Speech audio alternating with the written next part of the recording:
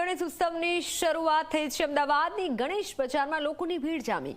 છેલ્લી ઘડીએ બાપાને લેવા માટે ભક્તો પહોંચ્યા। વાજતે ગાજતે થઈ રહ્યું છે ગજાનનનું આગમન। એક ટ્રકથી લઈને 10 ફૂટની મૂર્તિનું સ્થાપન થઈ રહ્યું છે। 10 ફૂટ સુધીની મૂર્તિનું સ્થાપન થઈ રહ્યું છે તો અલગ અલગ થીમ સાથેની ગણેશજીની મૂર્તિઓ પણ જોવા મળી રહી છે।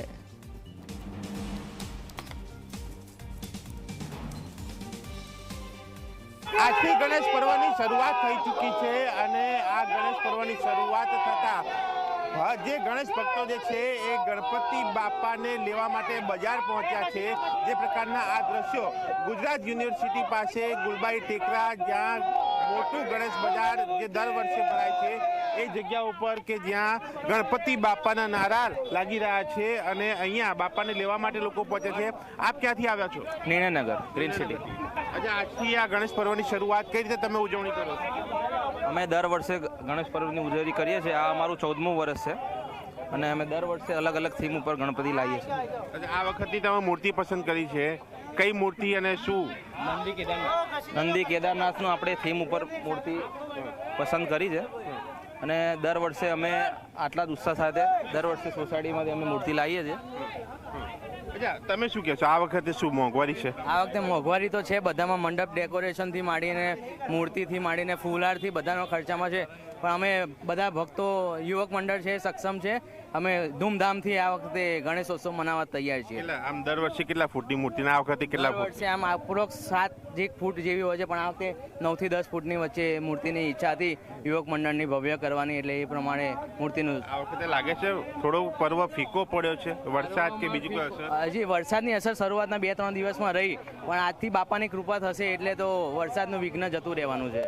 આજથી બાપાની કૃપા થશે એટલે વરસાદનું વિઘ્ન જતું રહેશે, આ લોકોનું માનવું છે, આ ગણપતિ ભક્તોનું માનવું છે। અને આ દ્રશ્યો ગણપતિ બજારના આ ગુલબાઈ ટેકરા વિસ્તારના કે જ્યાં આ ભક્તો જે છે તે બાપાને લેવા માટે અહીંયા પહોંચ્યા છે। અને જે પ્રકારે આ બજાર આપને બતાવી રહ્યું છું, આ બજારની અંદર અલગ અલગ મૂર્તિઓ જે છે તે અહીંયા જોવા મળી રહી છે અને લોકો આ મૂર્તિઓનું બુકિંગ એડવાન્સમાં કરાવીને ગયા છે।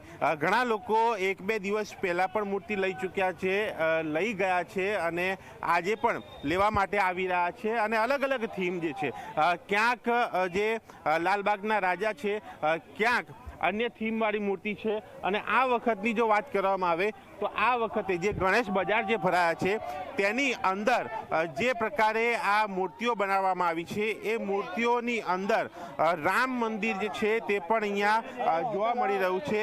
અહીંયા આ દ્રશ્યો આપને બતાવી રહ્યું છું એ બજારના, કે જ્યાં આ થીમ આ જે જોઈ શકાય છે કે આ જે નંદીવાળા ગણપતિ હતા તેની સાથે આ રામ મંદિરવાળા ગણપતિ પણ છે।